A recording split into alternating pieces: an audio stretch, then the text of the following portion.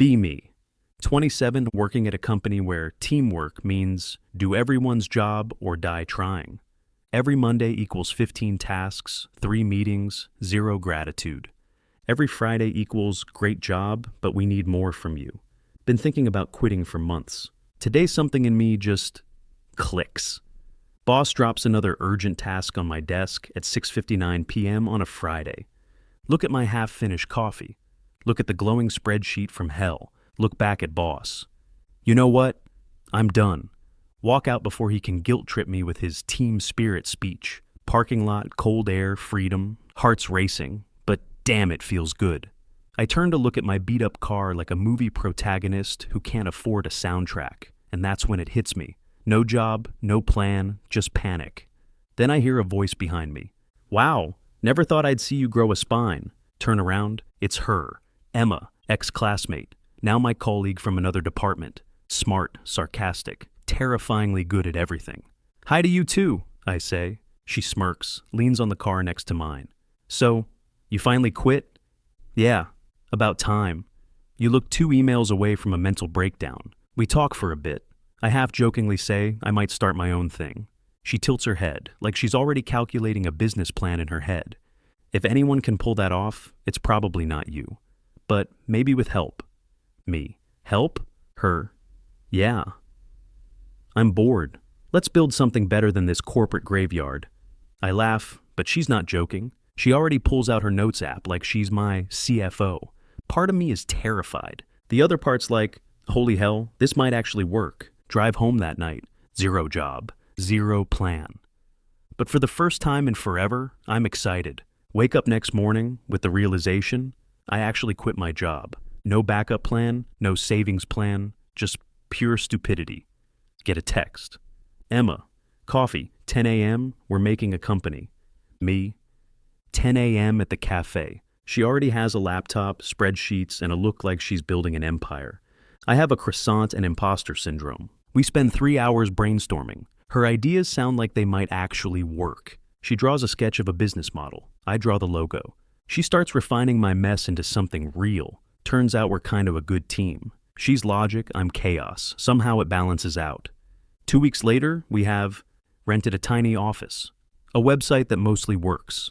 3 potential clients who think we're more professional than we actually are. 1 late night at the office. She's sitting at the desk, glasses slipping down her nose, laptop glowing. Something about the way she laughs makes my chest feel weird. Ignore it. We order pizza at 1 a.m., eat on the floor surrounded by boxes, cables, and questionable business decisions. She raises her cup of cold coffee. To chaos, she says. To delusion, I reply. We clink cups like 2 idiots who have no idea what they're doing. Fast forward a few weeks. Somehow, our 2 idiots in a tiny office operation is actually working. Client number 1 signed a contract. Client number 2 thinks we're a fresh and innovative company. Client number 3 just liked our free coffee and stayed. Emma becomes the terrifyingly efficient COO of 2 people, has a spreadsheet for everything, client calls, meetings, schedules. Every day starts with me bringing coffee, her roasting me for something, smirking like she owns the place. She basically does. At lunch, she suddenly says, "You know they think we're a couple, right?" Who? All of them. Clients, delivery guy, my grandma probably. We should probably clear that up. Yeah, we won't. She starts calling me boss sarcastically. I start calling her my terrifying CFO. 1 client asks if we're married. She deadpans. Basically. I almost choke on my coffee. Late nights become routine. Pizza boxes, glowing monitors, her humming quietly when she works. Me pretending not to stare at the way she tucks hair behind her ear. One night, power goes out mid-call with a client. She lights up the office with like 5 candles out of nowhere. Why do you have candles? For ambiance, obviously. She leans against the desk, candlelight on her face. For a second, everything goes quiet. My brain, bro, she's actually kinda perfect. Shake it off. Can't catch feelings. She's my partner, not my girlfriend. Right? End of another insane week. We somehow pulled off 3 deadlines, 2 all-nighters, and 1 accidental fire drill. Emma drags me out of the office. We're celebrating. You need to touch grass. I'm allergic to fun. Too bad. Bar downtown. Soft lights, good music, dangerously strong cocktails. She looks more relaxed than I've ever seen her. Loose shirt, hair down, tiny smile. I forget how to breathe for a second. We start talking about everything except work, high school stories, how we both hated gym class, how she once threw a book at me in 10th grade. She laughs so hard she almost spills her drink.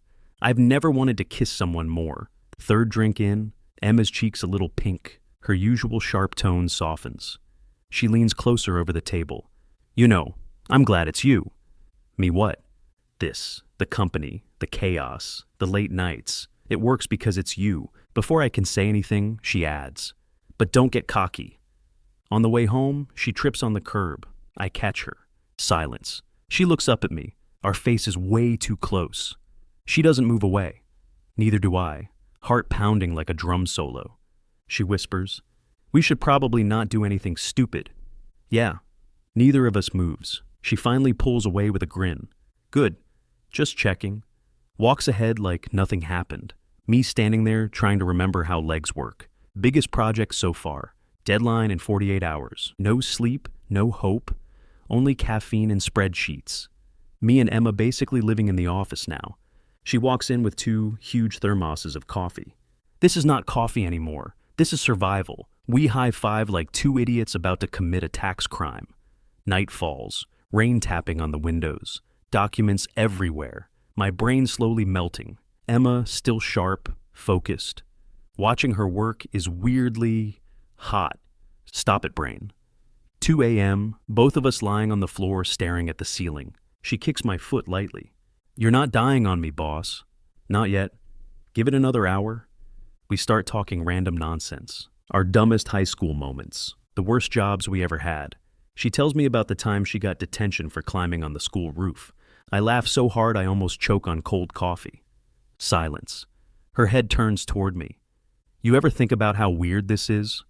What, starting a company with someone who once threw a book at me? Stop, did I really do that? She smiles, soft this time, not the usual teasing one. I like weird. Our hands are lying close, too close. She doesn't pull away, neither do I. 3 a.m. printer dies mid-final document. We both lose it, laugh like maniacs. I lean back against the desk. She steps closer to check the cable. Way too close now. Her hair brushes my neck. She looks up, our faces inches apart. No teasing now, no smart remarks, just that charged silence. We kiss. It's messy, tired, everything at once. But damn, like we've been dancing around this for years. When we finally pull back, she's still smiling. Well, that complicates things. A little, she leans in again. Good.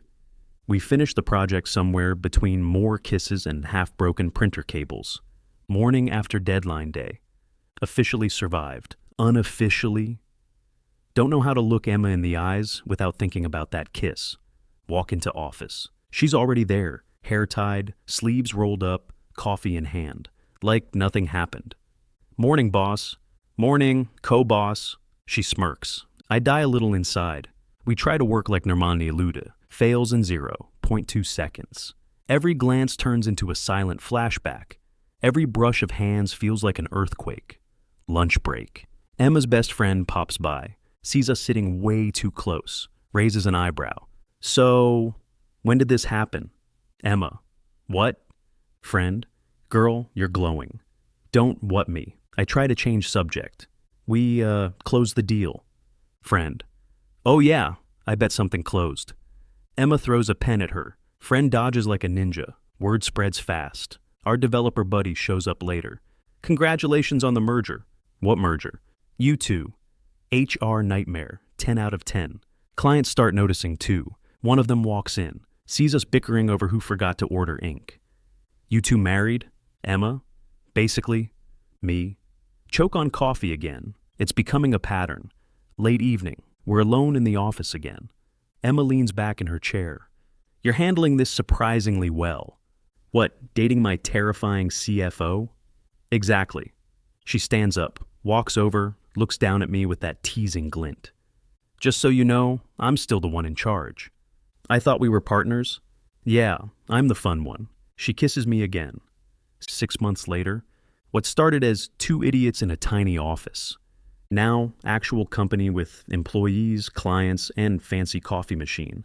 Launch day for our biggest project yet.